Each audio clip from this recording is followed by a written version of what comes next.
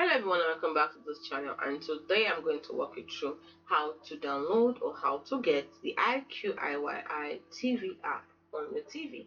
Now, how do you do this? Let's say first of all you want to enjoy the 1080p experience with Iqiyi TV, have access to high definition videos, smooth experience, and you want to be able to switch the subtitles and of course enjoy the double Atmos home theater experience. What do? You have to install it. So the first thing you need to do is, don't forget we're using the Samsung TV here. So what you do is that you click the home button on your remote to go into the home page. Then you will see the option for apps on the left to go to the. That's how you click on it. Once you click on the apps option, it take you to the App Store, just like this. You can see.